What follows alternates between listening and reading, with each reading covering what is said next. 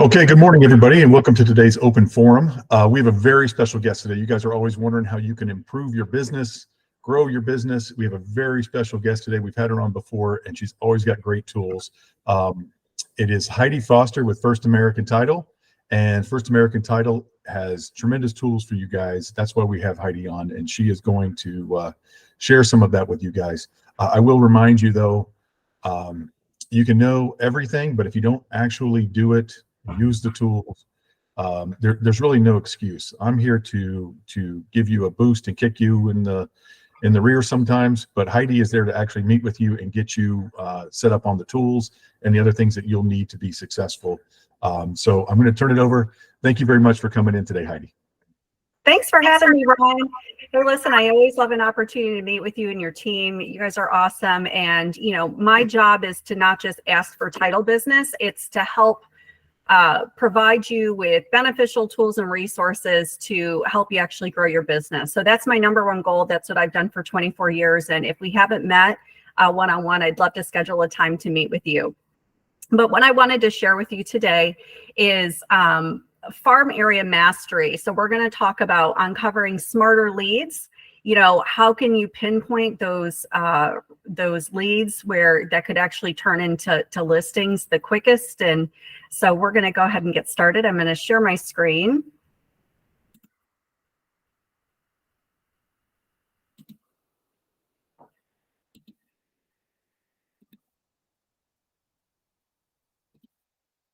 All right. Can you confirm you see the deck page?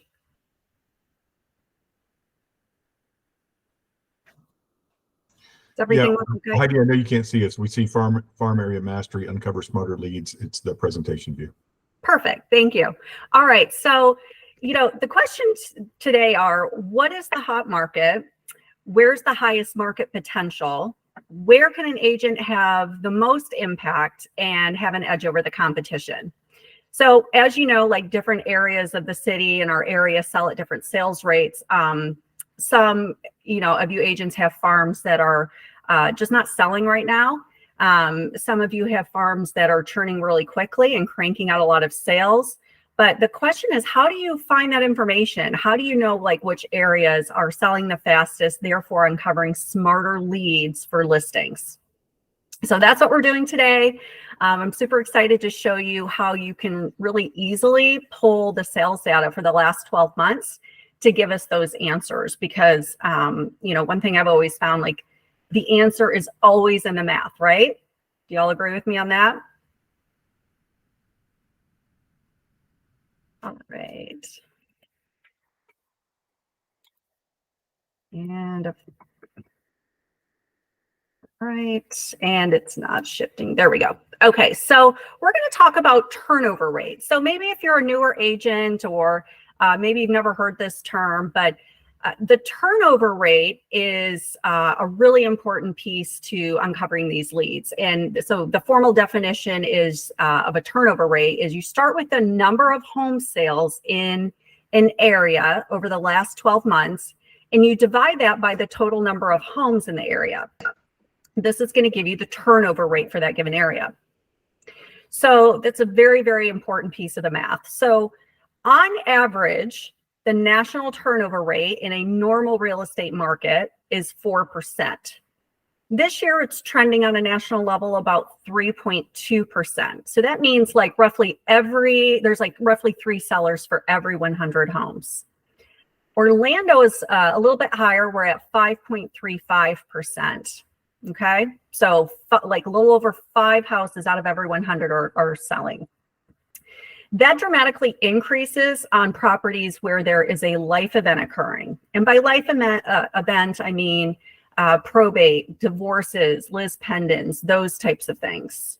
So, you know, the higher the turnover rate, that means there's more churn, right? So those are more properties turning into listings. A low turnover rate is equaling more of a colder neighborhood or a colder group of properties. The lower the turnover, the longer people live there, okay? I've always been told by very smart people up in corporate, like who study numbers, that 7% or more is the turnover rate that you really want to identify as areas that are great for prospecting. So we're going to find this information. I know that I've talked about Ignite RE, our hub of a lot of our tools in other classes I've done for your office. But, you know, First American, we have tons of different tools and resources for you to access through your own Ignite accounts. Each agent has their own. If you don't have one, please get with me after the class today and I'll get you set up. But again, just a hub of tools that we have for helping you with a lot of different parts of your business. We have things like transactions, where you can view all your transactions with First American, calculators, marketing. But today I'm going to focus on just one area, and that's our farming tool.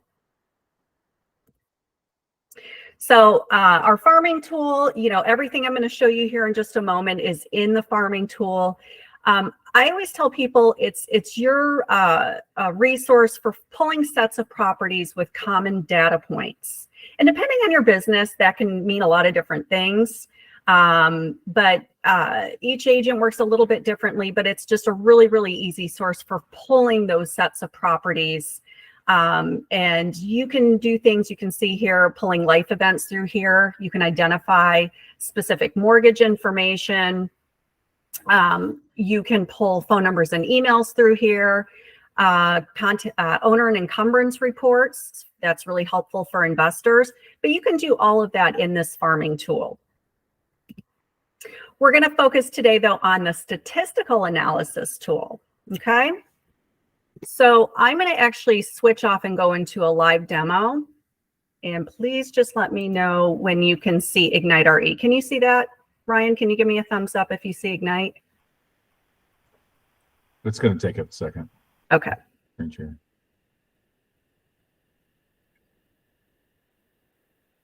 No, try. Is it on your screen?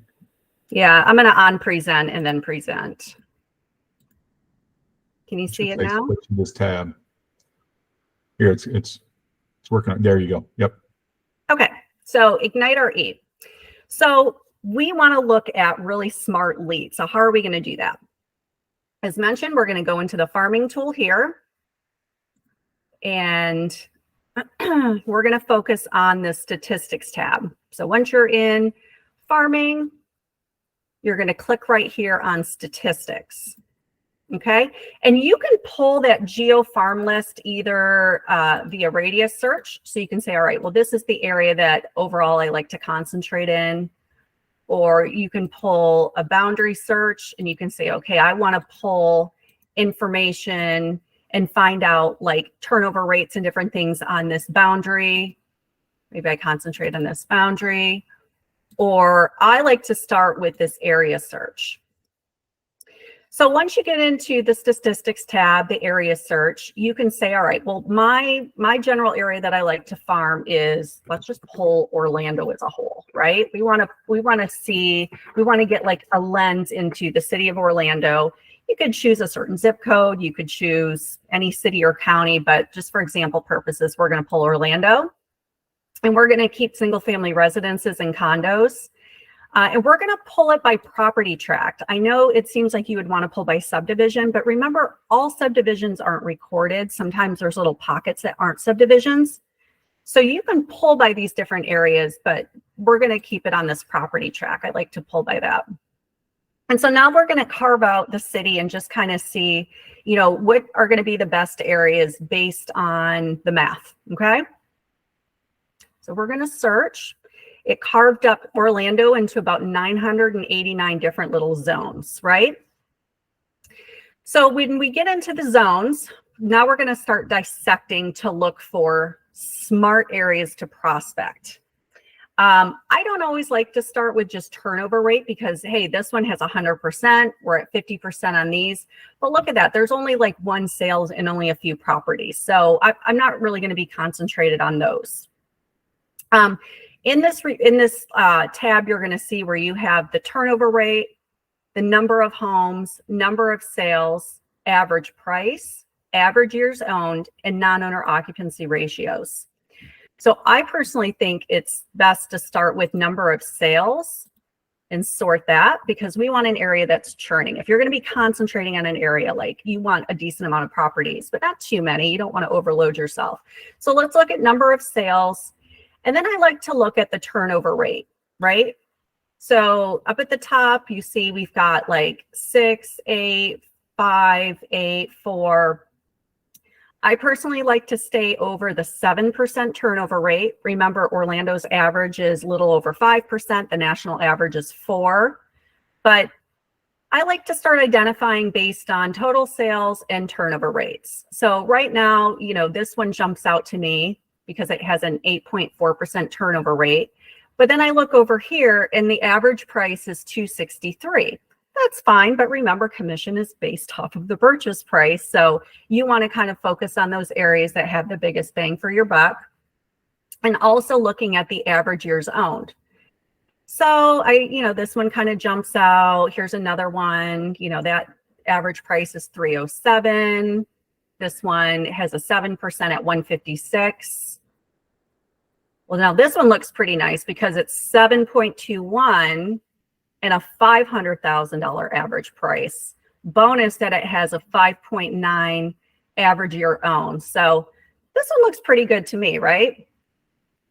So once you identify an area that you want to take a closer look at, you can click that little wheel, go to select, and it's going to pull those properties into the advanced search page. So right now I could just click this get count and just pull all of those properties. Or maybe I want to pull out of this really smart list, even smarter leads. And I can do that by coming over here. And there's a lot of different ways that you can search these properties. There's all these filters in here. I personally like this one, the next seller. So those are people that are plus or minus 1 year from the average years owned. So now you have a smart area, really smart leads. I'm going to throw that filter on. And let's see what properties, pull into that, to those data points. While I'm in this section though, I just want to let you know this empty nester, these are the hottest listings going into MLS right now. 30 years ownership with 3 or more bedrooms. You can do that in this, in this program. You can also pull life event leads. So just so you know, these 5 tabs up here, these are all free searches. You can pull specific mortgage information, life event leads. So remember, those life event leads had a 20% chance of listing, even more so than the other ones. So you can pull all of those through here. And then you also can pull phone numbers and emails through this list at a very cost-effective rate. So right now we're just going to focus on next seller. So average plus or minus 1 year of the average owner in that smart farm area. So we're going to get count. So 14 properties fall into that list. Now let's take a look at those. All right. So based on turnover rate, average price point, average years owned, our general farm area, these are really, really strong hot leads for an agent. Now the action plan. Now what do I do with these properties, right? Like Ryan said, you get this information. Now what do you do with it? Well, you can export this list into a farm list. So perhaps you want to put together a marketing piece to send out to them. You can click here, export all of these, and it will throw them into an Excel spreadsheet for you. Very easy, few clicks. Maybe you want to door knock, right? You can create a walking farm list here, which is going to give you a ton of information. So when you walk up to each driveway, you know if it's a rental, you know how long they've lived there, who owns it, all set for you. And then you can also save this farm list to pull up for a later search. So you can do all of that right in through here. How are we so far? Is this beneficial? Okay. Do you guys have a current resource that you're utilizing this or using this information?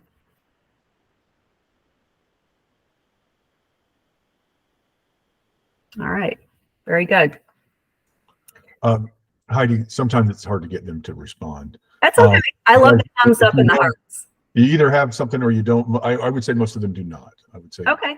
Yeah. Well, again, this is free. Unless you're pulling phone numbers and life event leads, this is all free to use our Ignite tool. How? What do you think? It is my theory, and this is what I've been telling them is, right now, obviously we're Orlando, we're Florida, so we're going to have some extra demand on people coming into the market. But the reason inventory remains tight, even though there aren't as many buyers around, is because nobody's getting out of a 3.5% interest rate to go into a 6.5% interest rate. So unless they have a life event, and so that's exactly what I tell them is these life event leads are everything right now. Mm-hmm. These are the people whose kids are about to graduate high school or college or whatever, and they have no need for that fourth and fifth bedroom or anything like that. So there's a lot of people in nice, good volume houses looking to move percentage wise, and those are all life event leads, and these are the biggest ones you can get right now. So thank you. That's it. Yeah, no, absolutely, and I agree with you. I mean, that is, I'll tell you what. When I meet with a lot of top producers right now, we are farming life event leads, and we're doing this work. We're analyzing their current farm list that they're spending a lot of time layering into. We're analyzing those. Do we need to switch that up, right? What are going to be the best areas? And then also, I'm going to show you some cool things that we can help you farm those life event leads really easily. Heidi, we have a question about the phone list scrub for DNC. Okay, so it is not. That is not. We pull all that information, and the reason we have it in there is because it's not always prospecting. For instance, I had an agent tell me the other day that she used this because she has a property she just sold, and I'm not really sure. I don't know if it was a rainstorm or something, but the neighbor behind it, the pool flooded. And her client thought to call her, like, while this is happening, like, I don't know how to get in touch with them. Like, we just bought this house. Our backyard is getting full of water from our neighbor behind us. She called me. She's like, hey, I know you have that phone number and email list. So we pulled up the property, got the phone number. They reached out to get the water turned off. So it's not always like, I'm glad we have it, but it is up to you as an agent to kind of decide, what you want to do with the information. I guess maybe take that risk. But the information is in there. The other thing I want to show you when you pull like that carved up list is you can export the whole list. So this is, remember, just Orlando, right? All the different pockets in Orlando. So we're going to carve up that list. And remember how I told you we had the 5.3% average turnover rate in Orlando? This is how I got it. I went right into here. I exported that information, and you can look down here, 5.35%. So it's just a way for you to get really good numbers as well. And all of the information you see in here is as up to date as public records. It's always in the math, right? All right. Any questions on statistics? Okay, so I'm going to jump back actually into my presentation. Can you see it okay, or do I need to jump back out and then go back in? Yeah, it hasn't changed. It's still in the numbers. Okay.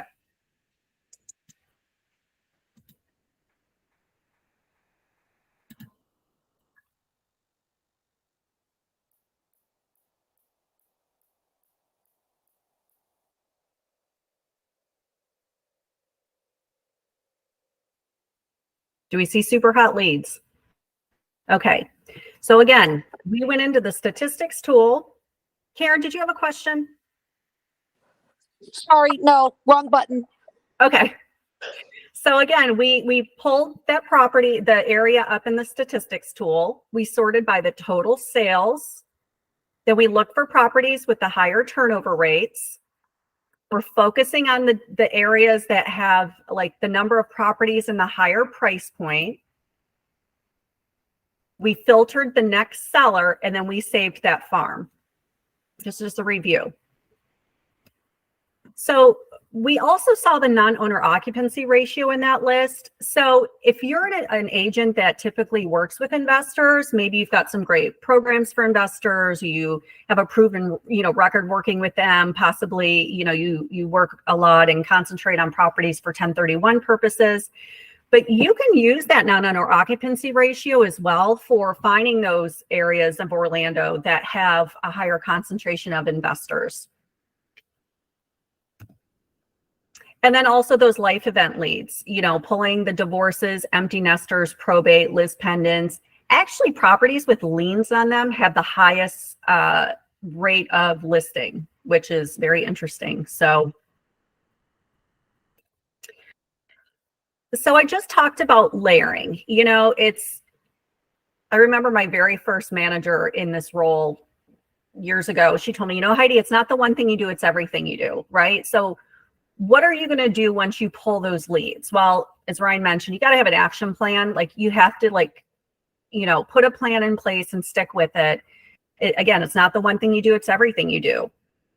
I was actually at it was a Women's Council Realtor event last week, and there was a panel of top producers in Central Florida, and they talked a lot about layering. So concentrating on a certain area and just really making yourself that community expert.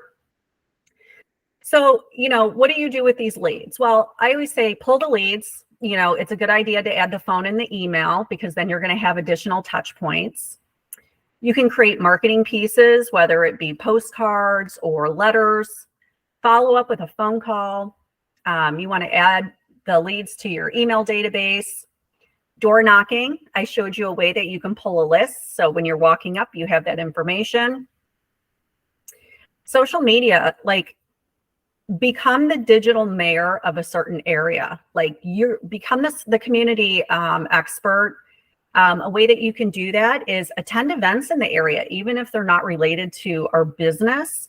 A lot of agents just sort of submerge themselves into that area and they get to know people. You're shaking hands, I almost think like politician, shake hands with people, get to know people, support businesses in the area. Visit the restaurants in the area and connect yourself with the movers and shakers in those areas. It's called layering. Not the one thing you're doing, everything you're doing, but you want to pick those smart areas, right? I did want to, for purposes of working these leads, we do have our marketing tool available in Ignite RE as well. That's located on the left side in the menu, right under farming. Our own print store, we offer agents, First American, we don't make any money off of this. This is actually an at-cost part of our company.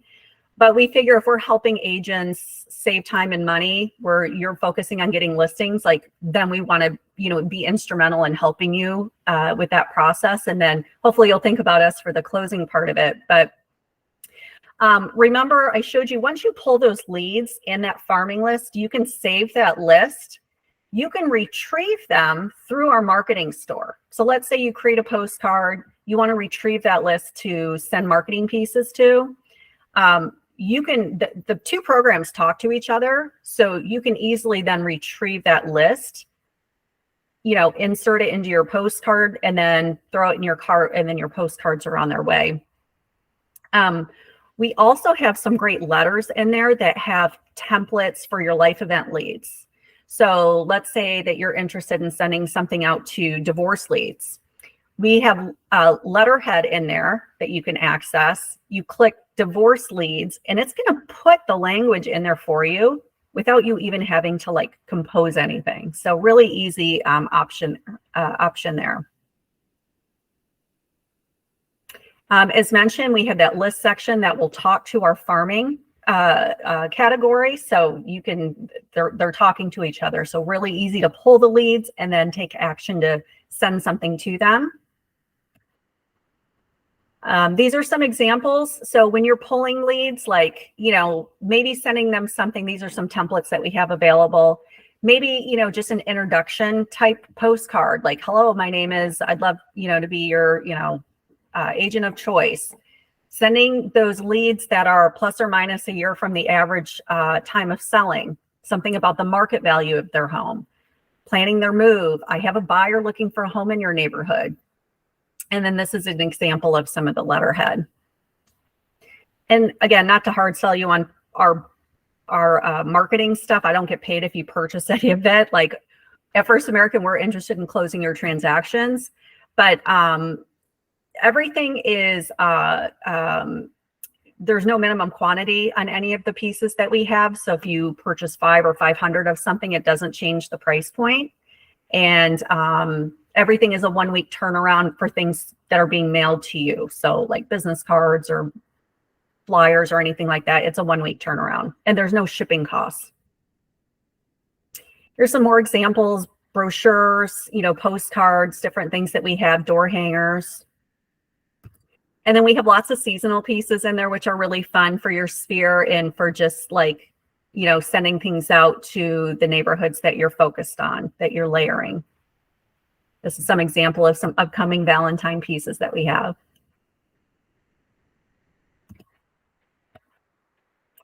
So give me your questions. Do you have any questions about pulling those leads or anything that I can help you with? Anything about the program? I have some questions about the tools that you provide. You obviously built great value in it, like all salespeople do. So what's the price for those tools? Just to reiterate what the For price the farming tools? Yeah, the farming tools, like all the math and all the farming is free unless you're pulling the mortgage leads, or if you're pulling the life event leads or phone numbers and emails. So the mortgage leads are 5 cents a piece. The life event leads, it depends on what lead you're pulling, but it's anywhere from 5 cents to 75 cents. Most of them are in the 5 cent range. Liens are actually the 75% or 75 cent range, because again, there's like the biggest result in a listing from a lien. So it's basically like ranked on, does that turn into an actual listing? And then the phone numbers and emails. So we find on average 75% of phone numbers, and those are 5 cents. And then we find on average 35% of the emails, and those are 7 cents. When you pull a whole list, it's only going to charge you on the properties that it actually finds those on.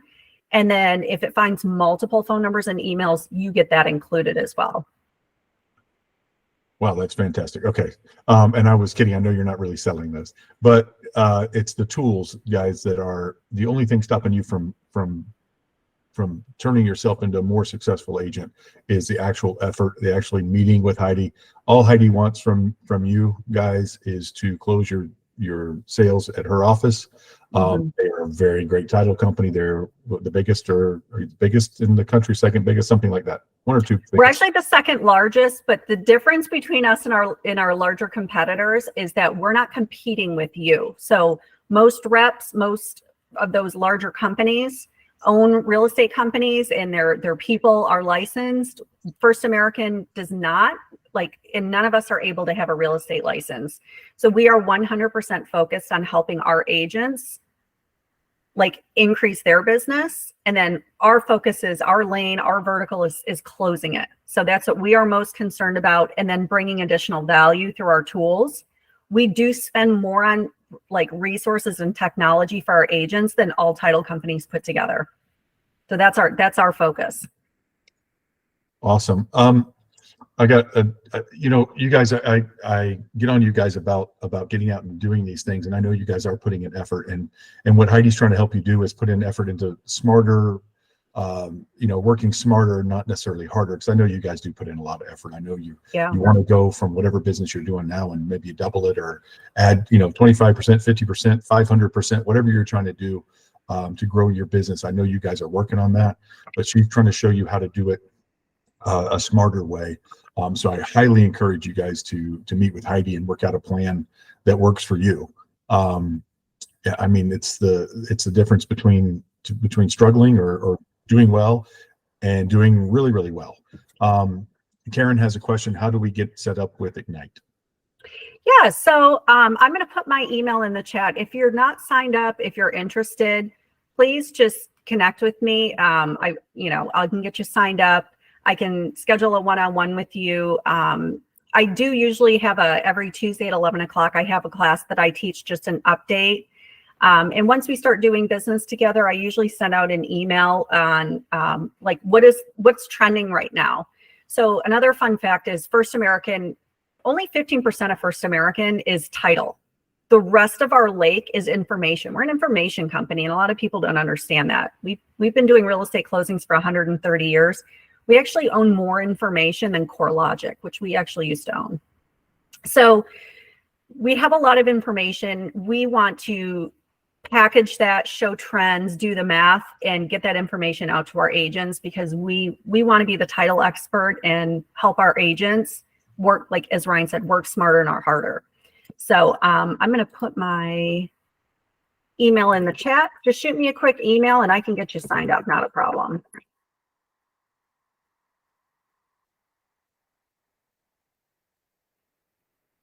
I'm also going to throw my phone number in there. If you have any questions, you can text or give me a call. We can set up a time to meet.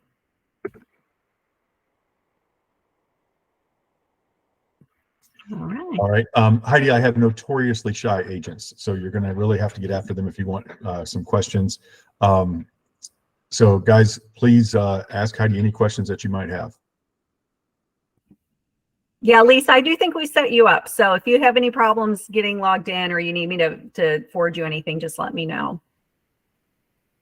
But again, every agent can have their own login. Also in the print store, it's really cool because that's your own like hub. You can see your transactions, but with the marketing part, it's a real time saver because you can go in and upload your logo, your picture, all of your contact information. And so every time you go into one of our templates, it's going to automatically push all that information in for you. You just kind of need to like put some of the marketing remarks in and different things. So that's also a time saver for putting out print material. I know, Heidi, you mentioned briefly door knocking, and I know a lot of folks don't like to do this anymore. But I think it's in a very targeted market, and you have you can get those very targeted leads, life event leads, etc. I think it's very, very effective, very much more effective than just emails or whatever. But some of our agents are more old-fashioned. Some of everybody's agents are more old-fashioned. What are you seeing with door knocking? A lot of people still doing that? I think that your own neighborhoods, your neighbors should know what you do and that you are an expert there. And I think that agents that have their own neighborhood and then maybe one or two other neighborhoods that they're hyper focused on, I think as long as you build door knocking into your layering, then that is the best way to meet your neighbors. I feel like so many people are shy, but thinking outside of the box. I have an agent who she sends out like good neighbor cards. So when she sees that a neighbor was like out working in their yard all weekend, she sends them like a little good neighbor card. And, it's just like a little touch point that you have, maybe implementing like, a little thing for the holidays, like, oh, you decorated, you guys were the top 3 winners of like the house decorating for the holidays, or really just get embedded with your neighborhood. But door knocking, I think just build that into your plan. Just meet people, hand out a business card, make sure they know that you're there. You're a local expert. I think that's very important. And also neighborhoods that you're door knocking. One cool thing that I've heard another agent say is, it's not just almost like an intro. It's, hey, listen, I just want to know what you love most about living here, because I have buyers that are interested in this area. So like, what do you love most about living here? I think that's like just like really easy conversation, and it's less selly. It's not, hey, just wanting you to know if you need someone to buy and sell real estate, but what do you love most about the neighborhood? That just shows that you're very interested. You have buyers interested in the neighborhood. So it could maybe be a little easier way to door knock. I love that. And guys, feel free to go back on this video when it gets posted on our YouTube channel. I really love your layering slide. I think those are all great ideas. I think it's very, very important. And one thing you said in there that really caught my attention was go to events, even if they're not real estate related, industry related. I would say go to events, especially if they aren't real estate related. That's, you go to a real estate related event, who cares? There's 100 of us there, right? but go to the events that aren't real estate related. That's how you stand out as a realtor. If it's all a bunch of industry people, I know a lot of you guys don't go to those industry, networking things because it's a bunch of you guys there, and no other realtor is going to use you to sell their house, right? So go to the ones that aren't real estate related. That's how you stand out as a neighbor, as a community person. Another thing I saw, and some of our agents do it, and I absolutely love it. They'll go check out local restaurants and they'll put a video of it. They'll share their experiences, pictures and videos.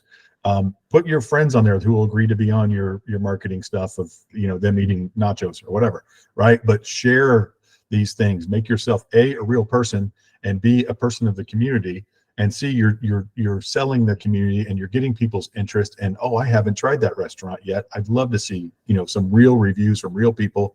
You guys know when you check reviews, the first one's going to be the owner's family, and the second one's going to be the competition across the street, who's going to give it 1 star, and then they get 5 stars, and then you have to scroll down to the 4 stars and 3 stars to see what it's really about. So, but there's, give these real accounting of your community, and that you're a real person with friends and family and everything else. And, oh my gosh, my grandbaby is going to, whatever, and put those things on as well. Just layer yourself as a person and as a person of that community. I think that's brilliant. And I love that layering slide. So if you guys go back on the video and check out that layering slide, it'll give you a lot of good ideas. I thought it was brilliant. Thank you. Yeah. And just to piggyback on that layering, Ryan, I actually have another class that I do. It's called Sphere Circle Marketing. And so, you guys are all a person outside of being a real estate agent. Like, you all have your interests, your hobbies, places and with people that you choose to spend time with. So for instance, like, I'm a lacrosse mom. I have 2 teenagers. Like, I spend a lot of time with lacrosse parents. I do yoga. I'm on the student advisory council at my kids' high school. So those are just 3 examples, right? And you all have your own, whether it be church, different things that you're doing. So think about where you're organically spending your time as a person, not as an agent, and try to maybe look at those as the places that you're doing these extra things at and spending time with and layering, because it's those like-kind people that I feel like we all connect with the easiest, like if you have commonalities. Also looking at charities in the area, connecting with different charities and possibly boards, downtown Atlanta, we have a historical board. Looking at those, like homeowners association boards, those are all great places that you can meet people that can help become really good referral sources for you. Awesome.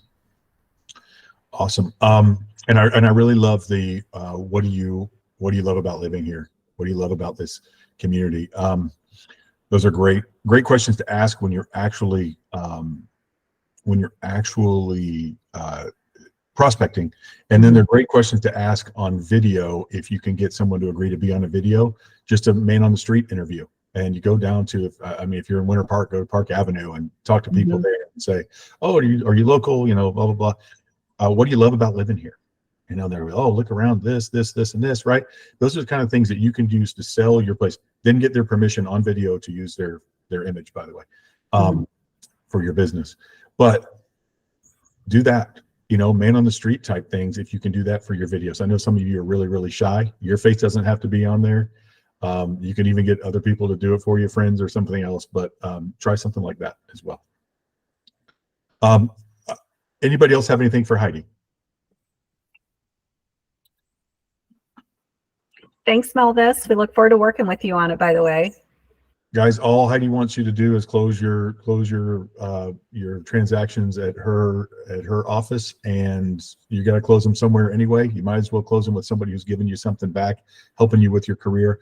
Heidi will take her own busy time and meet with you at no charge, but she does not have your address. She will not show up at your house. You're going to have to actually go out and make the effort to meet with Heidi and get something done. Okay. We don't give her your address because she would show up at your house. I can find it on the Department of Finance, though, if I really want. It's scary. Oh, all right. Lock your doors and windows, folks. So Heidi, thank you very much for coming in. As always, very gracious with your time and your information. We really appreciate it. Thank you so much for having me. And actually, can I just answer one question? Gigi had a question. the phone numbers that are in there. So it is both landlines and cell phones if they find it. So and it does not check it against the do not call list. So I just wanted to answer that before I jumped off. Malvis wants you to know that Heidi, in her current listing, she does have American title and MLS for the closing. We're just not under contract yet. Put First American, Malvis, but that is very awesome. Yes, Malvis, looking forward to working with you on it once you go under contract. And let me know if you need a quote or anything in the meantime. Guys, Heidi does net sheets and stuff like that too. So if you guys need anything, she's there to help you. I know your clients need net sheets. She is very, very responsive. She's wonderful. Thanks, Ryan. All right, guys. Thank you very much, Heidi. You guys hang around. Heidi's given us 45 minutes of her time. I really appreciate it. Ben says Heidi helped to close his current home. Where'd he go? All right. Love awesome. it. Let's do another one together. There's nothing brings out responses like getting rid of you, Heidi. They love your last minute thing. All right. Thank you, Heidi, for your time. The rest of you guys stick around. And Heidi, you've been very gracious. Thank you very much. Thanks for having me. Bye, guys. Bye. Okay, guys. Any questions, comments? What's going on at FRI? What's going on with you guys? Anybody have anything? Tammy has a hand up. Go ahead, Tammy. So I'm under contract on a house. It's getting a new roof. Do you think if you had the buyers, would you put something, I'm in the inspection period. Would you put something in an addendum that says that the buyers kind of have the right to re-inspect that roof and walk away if they're not, if they're not happy with it, or is that like overly overkill on my part? Also, the house has a leak probably coming from an upstairs bathroom, and the ceiling in the family room is wet. So plumber's probably gonna have to go in there and with a camera and open that up most likely.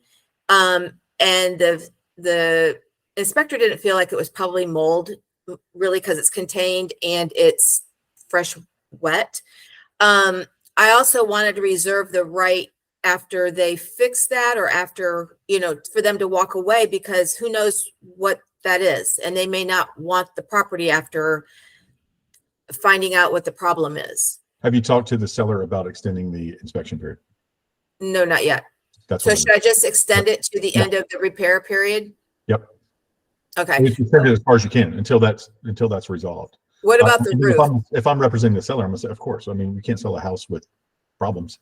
Yeah. The roof has got to pass an inspection on its own. Okay. If I were you, I would just try to get that inspection period as long as possible. When did they start the roof? They've already started the roof? No, they got the approval from the board though, so I'm hoping it starts soon. Okay. Is that part of the contract? Yes. Okay, just add that to that roof buyer will have an independent inspection of the roof, reserves the right to have an independent inspection of the roof, et cetera. And that's self-explanatory that if it's not satisfactory, it's right. But right. They really, if that's not encompassed in the inspection period, or you don't say they have the right to walk away and get their money back by reserving the right to inspect the roof, right? Yeah, but it's gonna, there's actual inspections and actual warranties that come with these roofs. It's not, a roof inspector is going to go up there and say, yeah, it looks great because the city just inspected it, but you don't know of anything until there's a problem. So there'll be a warranty on it as well. But yeah, okay. Just put on there, they have the right to have it inspected. Okay. All right.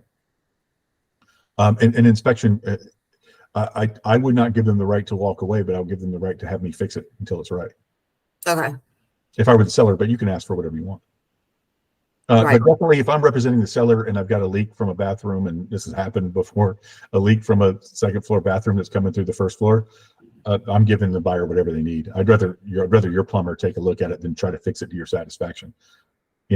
So. Wait, are you saying my plumber look at it? Yeah. Because my plumber is going to have to go into the ceiling and make a hole in the ceiling to put a camera up there. Somebody's going to have to. If I'm a reasonable. But should my people have to pay for that? If they want the house, they shouldn't necessarily, but you could tell the seller, we want this fixed, but then I don't get to control how it gets fixed. Exactly. So, how do you want to deal with that? I would ask the seller to do it, but I would say a seller's got to fix it eventually anyway. Nobody's buying a house like that. Right. So a reasonable seller will do that. You got a couple of problems. It's all right. Yeah, I know. I hate them. Well, look, if you don't want problems, don't. Yeah. You You know what someone else did on this house? They took an extension cord and it's wired into the fuse box down into the wall to a plug, and it's a 220, but it's like a huge fire hazard. So I mean, that's an easy fix. That's there are a lot of problems on this house, but we'll deal with them. What were they doing it for? I think maybe for like a car charger. Okay. Mm-hmm. But that's going to need to get removed because it will not pass a 4-point. Correct. All right. Yes, they will. Any other questions? What's going on with everybody? What's everybody seeing in the market? What's going on? Sabrina. That's Sabrina. Max. Hey, how are you? A quick question. If I need to give my client a little additional buyer agent concession, is it cleaner they're willing to re-sign a brokerage agreement, or would you prefer an addendum? You mean a broker? You mean a contract? A contract, excuse me. No, just an addendum. That'll do. Okay. It keeps track of everything. Gotcha. Keeps it clean, keeps all the dates right. Yeah, just have an addendum. But Okay, you don't want the addendum to say repairs because of the lender. Make sure the lender will be, if you have a lender on it, make sure the lender is happy with the wording of it. But yeah, just guys, always make sure the lender's happy with the wording of it when you do a concession. I've seen you guys have major problems with this, where they get a concession and then they couldn't keep it all, the whole concession, and it just gets ugly. Make sure the lender's happy with that. If you get too big of a concession, they won't allow it, depending on various factors of things you might not even know about, where the buyer's money's coming from. They're borrowing some from mom and dad or whatever. So there can be all kinds of things like that. Understood. Thank you. All right. Rosa. Christina. Oh, you're on mute. Rosa, you're muted. There you go. I still can't hear you. I don't know why. I'm sorry, I still can't hear you. You're not muted anymore, but I can't hear you. Will you type it in chat, maybe? Okay. Any other questions while we wait for her question? What else are you guys seeing out there? Everybody doing well?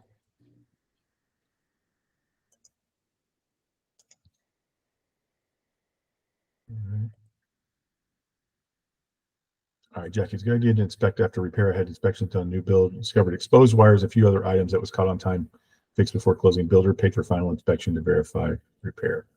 Okay.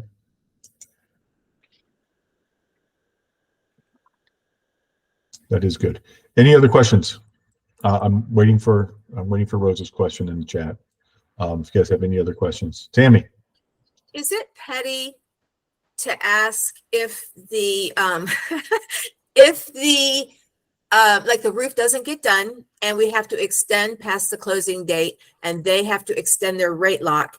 Is it petty to state that the seller will pay for the rate lock extension fee? Under Florida statute 475, it is not petty. Okay. It's perfectly legal. There is no definition of petty. So it is, you can ask for whatever you want, but I would say that, yeah, if we have undue delays, if we have, there's a way to word it that if we have delays because of anything that's the seller's responsibility, which would be finishing the roof as agreed upon in the contract, then seller will agree to whatever, up to $1,000 of rate lock, whatever it is. Okay. So you can do something like that. If we were delayed because of it's a seller's fault, then I want $1,000, up to $1,000 to extend buyer's rate lock. Okay. Rosa, question 1, how hard will it be to sell a house with unpermitted work? Anybody have an idea to tell her how hard it is to sell a house with unpermitted work? Depends on who you're selling it to. Correct. And they're going to have to sign a hold harmless. The title company will make them do that. And you want them to do that. Hold the seller and the title company harmless for unpermitted work. No square footage of that, just the floor plan was rearranged and everything is new, but only the permit was for the roof. Also, 2 bathrooms were added. That's the 2 bathrooms added is kind of a big deal. Depends if cash or loan, of course. Yeah, it can be. Your other option, I think it's up to you to decide, not you, but the seller to decide how much it's worth to go back and do. I can ask you a question. It'd be great if you could talk. Maybe you can give me a head nod. Did the seller make these changes, or was it before them? Seller made them? Yes. You can nod your head. Seller made the changes. Okay. So seller is the one who's going to have to play like they didn't know any better. So if it's up to you to decide, the seller to decide whether it's worth going through the permitting process for what they've done, kind of a ask for forgiveness, but then they're gonna have to get it inspected and everything, make sure everything was done properly, or to hope they get a cash buyer. And it really depends on the property. Cash buyer that doesn't care. Make sure that if you have your seller fill out a property disclosure that they do it correctly. Because I was on the buyer side and the seller filled it out incorrectly and had unpermitted work that they did themselves and they didn't put it on the seller property disclosure, and I put them through the ringer because of it. So if you have a seller filling out a seller property disclosure for anybody, but definitely we need to check those over and make sure our client didn't forget anything. But on the seller property disclosure, there's a spot on there for permits and things like that. So make sure they're accurate or not filling it out.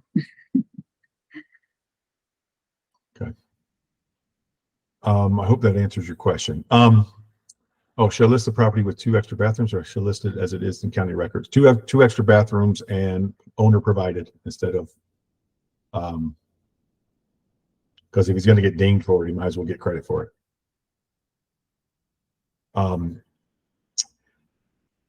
Those of you, by the way, I was out of the country this past weekend, starting on Thursday. I should have told you guys on Wednesday that I would be. I did not. I lost messages. I got all kinds of. I didn't get any voicemails. You guys left me voicemails, and the text I didn't get till I got back. So, if I missed you for that, I apologize. But I'm back.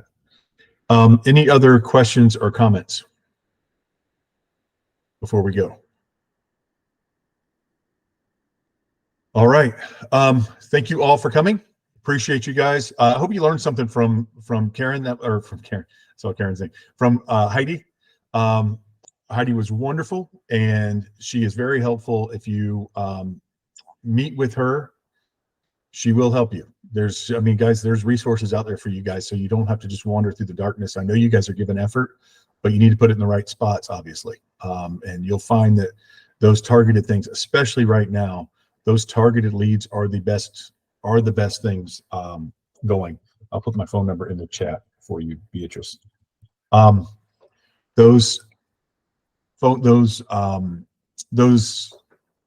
life event leads are the best thing going right now. Those are we're having a hard time. Lisa just pointed out that they're meeting about the interest rates again today. That's going to take a while to have effect. I don't know for you guys that you guys remember Samaritan Group coming in here, the lenders. They send out a daily temperature report, and I get it every day that shows the fluctuations in the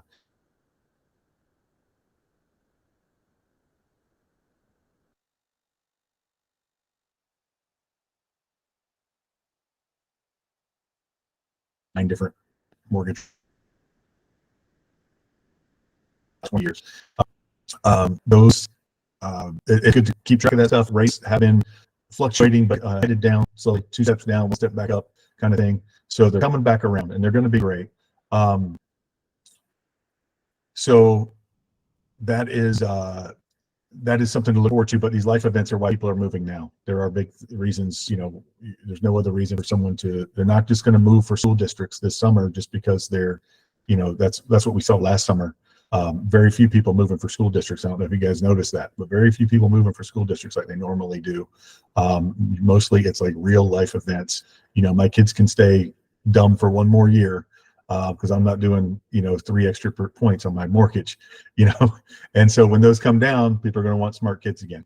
So any other question? We all prioritize things in life, and one thing, there's also things we can afford and things we can't afford. So any other questions before we go? Hi, Ryan and everyone. It's Lisa. This was a really good call, and I'm going to try to go back and use Heidi's tools. It's, I think, better than the one I was using, RPM or RPR online. Yeah, I have a listing now and another one coming due to life events like this. So that's great. So I'm excited to see what else I can get. Awesome. Off That's or help. That's where it's at now. And we don't really think of some of those things as life events like liens. That's not actually, that's, I expanded my mind a little bit on that today, because I don't normally think of liens as life events. You do think of divorce and empty nest and all that kind of stuff, but you don't think of liens, and foreclosures. But that certainly is. And you guys have been calling me about this, guys. I'm so happy because I forecasted this when the market started turning and people were talking about inflation going crazy and stuff like that. And the market wasn't, the job market wasn't great. And you guys were saying, people were asking me about foreclosures and all this stuff. And there are foreclosures being filed, but you guys, a couple of you guys have been taking advantage of that and selling, because you've called me with questions about it, selling people's houses because they're getting foreclosure notices, but they have equity in their house. Guys, there's lots of people out there like that. And so, and there's lots of uncertainty because they have attorneys involved. And even though their payoff should only be 240, there's an attorney involved, and now it might be 290 for all you know. And if you haven't seen that, what attorney's fees can do to a foreclosure payoff, it's pretty remarkable. With just a stroke of a pen, it's unbelievable. But the banks will negotiate on those things. Lawyers will negotiate on their fees. They're obviously exorbitant, but they'll negotiate on those. And so if you've got a 240 balance, that's what the seller thinks it is 240. They're getting notices that it went up to 250 and 265 and 270. So they'll know some of that, and then there's probably some more on top of that. But if you talk to the lender, they will typically tell you they do not want to foreclose on houses. They take a beating at the courthouse steps or when they have to do the REO. That's why REOs are a good deal, right? When your buyer can get an REO, it's a pain, but it's a great deal for them. So it can be a pain. Sometimes it's very easy.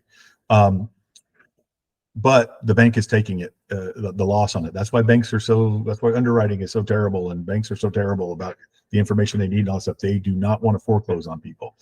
And people that have equity should be getting their equity out. And the bank, as long as they get their money, they will deal with you guys. So, and the seller can walk away with money. So a lot of people having financial hardships, personal things, life events for them, and they're getting foreclosed on.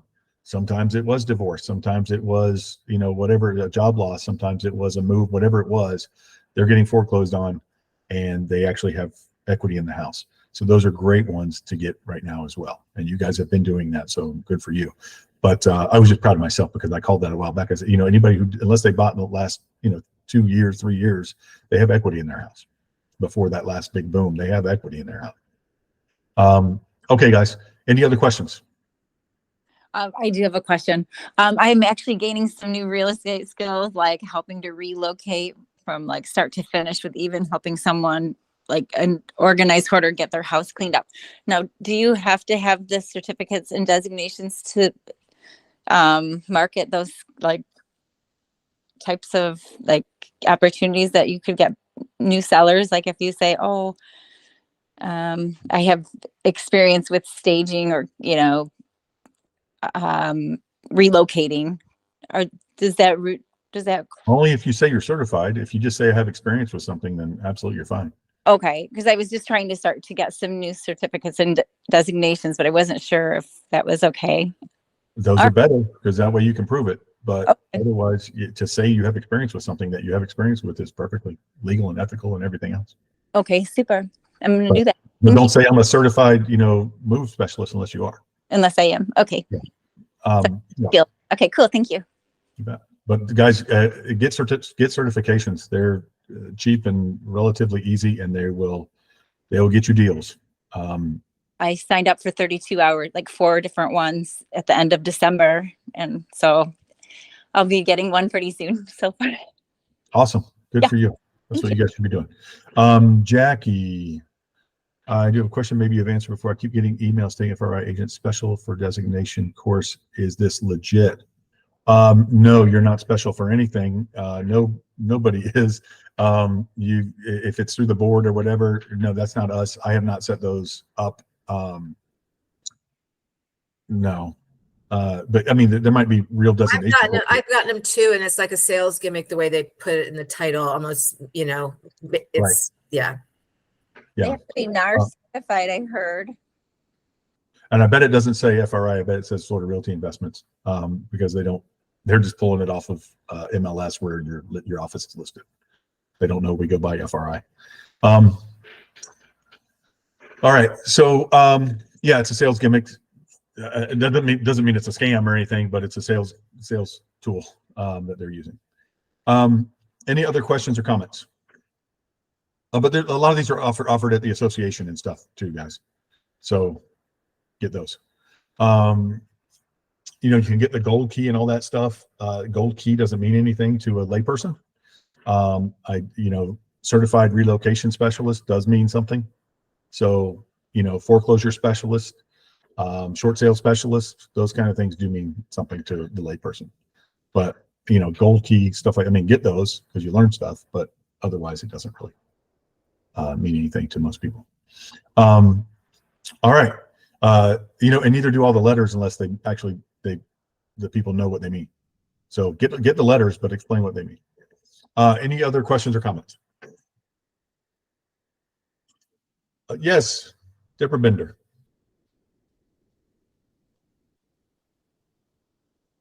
You're muted, Deborah. I don't know if you're trying to talk.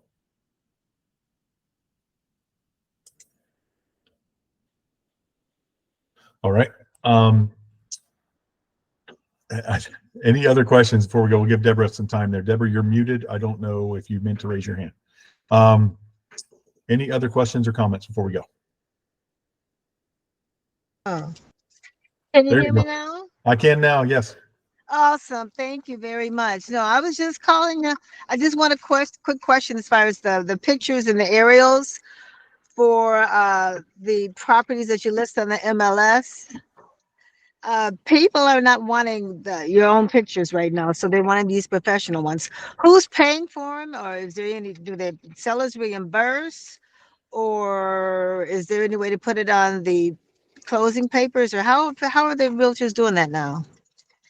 Okay, on your listing agreement, typically, to answer that question, typically the realtors are paying for it. It does say in the listing agreement that they will, if they terminate early, they will owe you for anything that you spent on it, plus whatever cancellation fee you have in there. Okay. So, but it says that in the language if they cancel before it's over. So, but typically realtors are doing that. Now, if it's somebody whose house is worth, $300,000 and they're making you listed at $500,000, and you don't think it's ever going to sell, and you say, you know what, I'll list it way above market, not that far above market, but I'm exaggerating. One of the things I want is obviously scheduled price drops. And another thing I want is for you to pay for the photos up front. Okay. All right. Something Yeah, like when that. they're unrealistic. I don't even want to Yeah. list up someone that's not unrealistic anyway. Nobody does, but Yeah. people- You still want but- the listing. and I can preach that all I want, but you guys are going to do it anyway. So, Yeah. and sometimes, and part of the reason you'll do it, once you do it one time and then some crazy person comes and buys it, or the seller, some sellers get realistic and say, you know what, you're right, let's drop it 40 grand. Some sellers do that. So you never know, but Well, you answered my question. I appreciate it. you bet. Ben, what the bathrooms were remodeled, convert bathtub to shower, just no permits in the plumbing. Bathtub to shower is not going to be a problem. Nobody's going to know anything about that. It's going to be a full bathroom. There's nobody's going to know about that. Any other questions or comments? All right, guys. I will see you next week. Have a great week. Anything else you guys need, let me know. Keep working out there, guys. Keep grinding. You're doing great. make sure you're spending your time and your money and your gas in productive ways and smarter ways. Get these tools. Get out there and make your efforts pay off. I know you guys are working hard and I appreciate it. We'll see you guys next week. Bye, everybody.